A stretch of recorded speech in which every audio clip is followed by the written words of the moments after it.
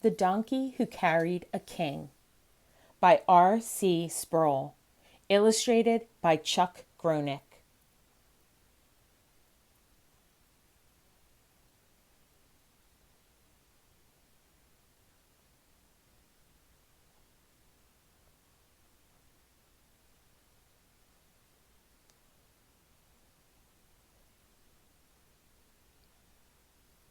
One day, a little boy named Riley came home from playing with some other boys in his neighborhood.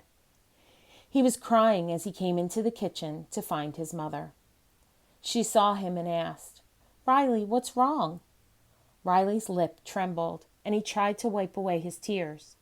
He was 8 years old, and he didn't like to cry, but he couldn't help it. He said, "Mommy, every time we play games, the other boys pick me last. It hurts so much." Just then, Riley's father and grandfather walked in. Riley's mother told them, "Riley has had a hard day. The other boys have been picking him last for their games." Riley's father put his arm around his son. "I understand that," he said. "Sometimes I was the last one picked for games when I was your age, too." Riley was surprised. "Really?" he asked. His father nodded. "Yes," he said. "I remember how much it hurt when it happened to me." Riley looked down. "I think they picked me last because I'm not very good at the games we play," he said. His father said, "Since your grandfather is here, maybe he can help you with this. What do you think, Grandpa? What should Riley do?" Grandpa thought for a second, then said, "Riley, have you ever heard about the donkey who carried a king?"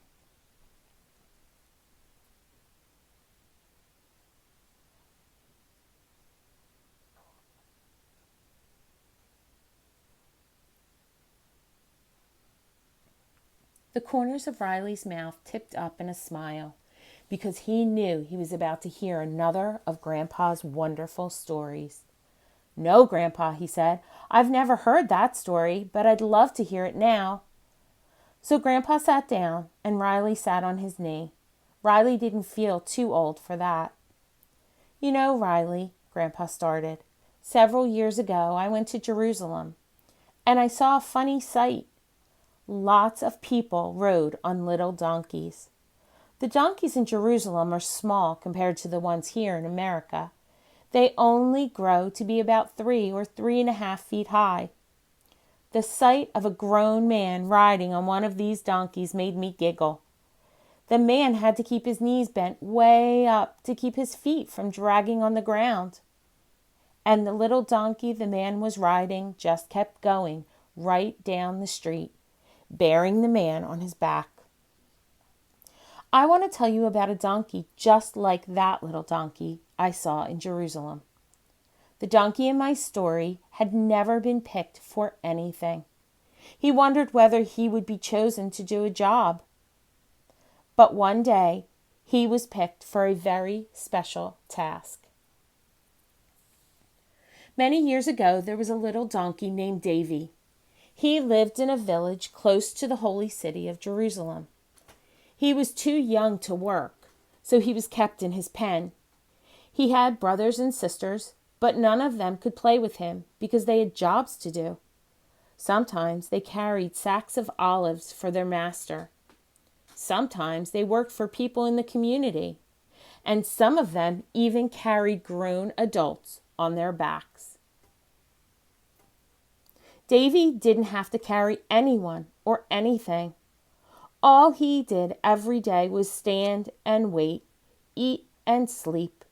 It was boring, and Davy was often unhappy because it seemed no one wanted him to do anything.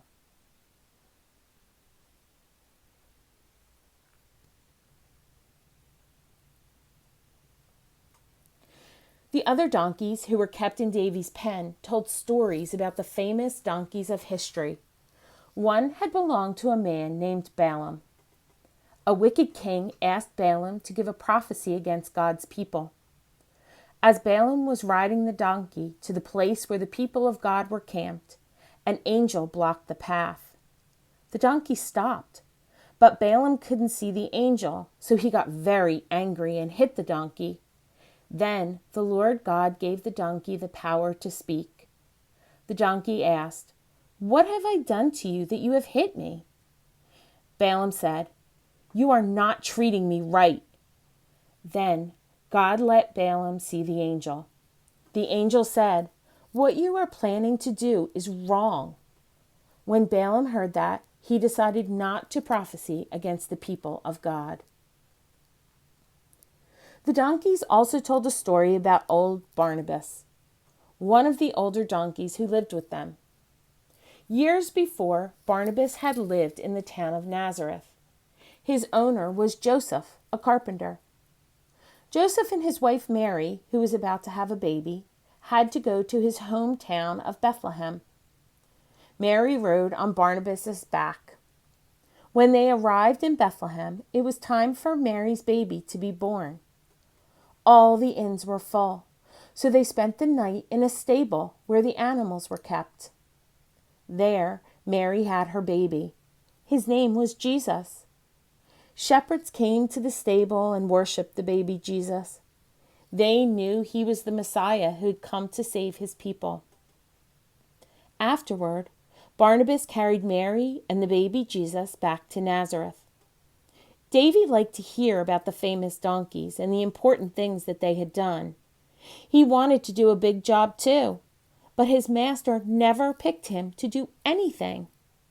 But one day, all that changed.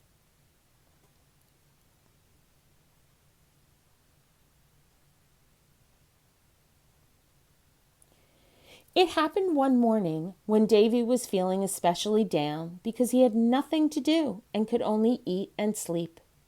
Davy saw two strangers coming. They spoke quietly to his owner. Davy tried to hear their conversation. He couldn't make out all of their words, but he did hear one of the men say, "Because the Lord has need of him." Davy wondered what they were talking about. Davy's owner came to the pen and opened the gate. He brought Davy out and led him to the two men. "Take this donkey," he said. "His name is Davy. No one has ever ridden him before, but I think he'll be able to do the job." Davy wondered, what are they going to have me do? Whatever it is, it seems important to these men.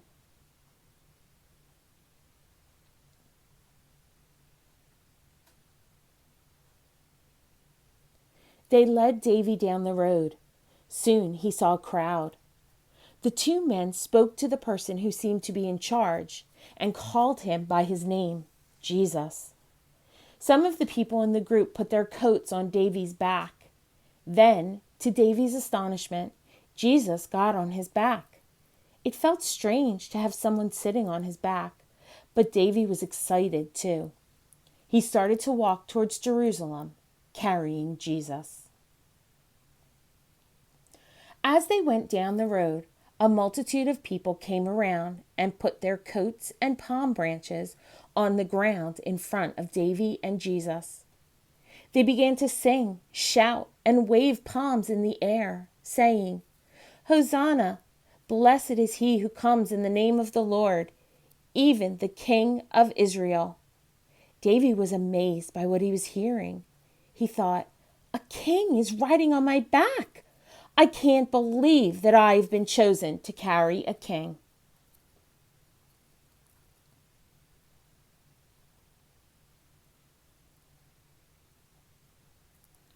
Davy made up his mind to carry the king to the best of his ability. He stepped carefully along the path of coats and palm branches, and he tried hard to carry Jesus smoothly. After Davy and Jesus came into Jerusalem, Jesus got down and patted Davy's back. Davy watched as he entered the temple. Davy felt very proud of himself. "I carried the king," he thought. "I must be a very special donkey." The next day, Davy's master decided he was ready for regular work. One of the servants put 2 sacks of olives on Davy's back and set out to deliver them. The sacks were heavy, and they scratched Davy's back. Once or twice he got so tired and miserable that he sat down in the road. But the master's servant tugged on the rope around Davy's neck and pulled him along. By the time Davy got home, he was very grumpy. "Why did the master make me carry those olives?" he grumbled to old Barnabas. "I carried the king. I shouldn't have to carry ordinary things."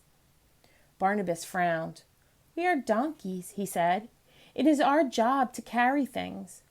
Whatever the master decides to put on our backs. Every job is important, even carrying sacks of olives, and you should do your best to do it well."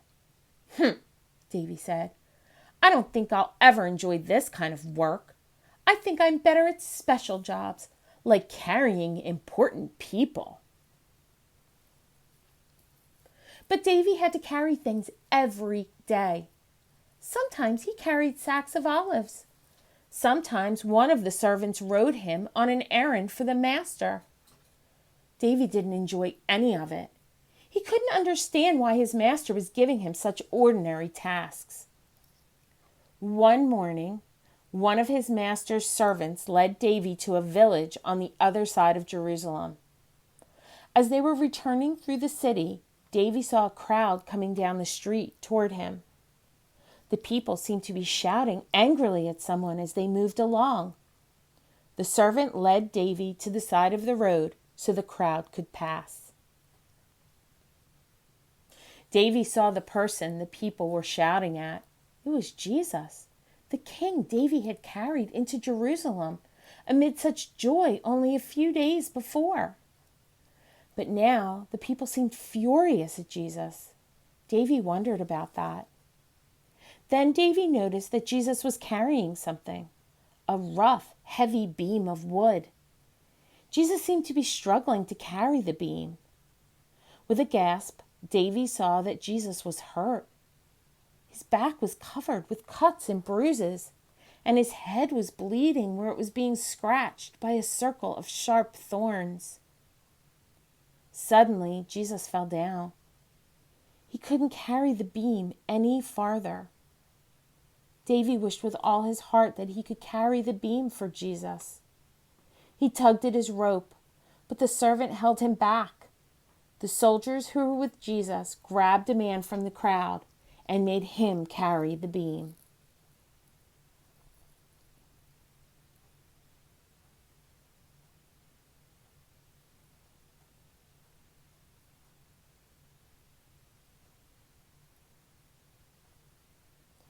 The crowd went on down the street, and the servant led Davy away. He was confused and sorrowful. They shouldn't have made Jesus carry that awful beam, he thought. He's the king. Why did he have to carry it? Why were they so angry? When he got home, Davy found old Barnabas. "I saw something terrible today," he said. "The king I carried was hurt, and the people made him carry a big wooden beam. Why would they do that?" Barnabas looked at him kindly. "I remember when I carried Jesus and his mother home from Bethlehem," he said. "His mother and his father knew that he would die to save his people. Someone had told them so. It seems that prophecy has come true. The king was carrying the beam of the cross on which he was going to be crucified." Davy was amazed. "So the king was being a servant to others?" he said. "Yes, Davy," Barnabas said. "It is a terrible thing that he's being treated so badly, but what he's doing is wonderful." Davy was quiet for several minutes. At last he said, "If the king was willing to carry that terrible beam, I will not complain about carrying our master's olives. I will follow Jesus' example and be a willing servant." Grandpa looked at Riley and said, "Riley, until that day when Davy was picked to carry Jesus into Jerusalem, he had never been given anything to do. His master never picked him for even the easiest task. But the other boys do pick you for your games. So I'd like you to try to be thankful you have a chance to play. Can you do that for me, Riley?" "Yes, Grandpa," Riley said. "You're right. I know I should be thankful that I get to play, even if I'm chosen last." "Good," Grandpa said with a smile. "Also, do your best to be content with whatever you're asked to do, because every player and every role is important. If you're picked to do something special, don't get proud like Davy. If you're given a job that doesn't seem to be so much fun, do your best at it anyway. Remember that God the Father chose Jesus for the worst job of all, but he did it willingly to please his Father and save his people." "Wow, you're right, Grandpa," Riley said. "I never thought about it that way before." Riley gave Grandpa a quick hug. "That's my boy," he said. "But let me tell you the rest of the story, the part that Davy didn't understand."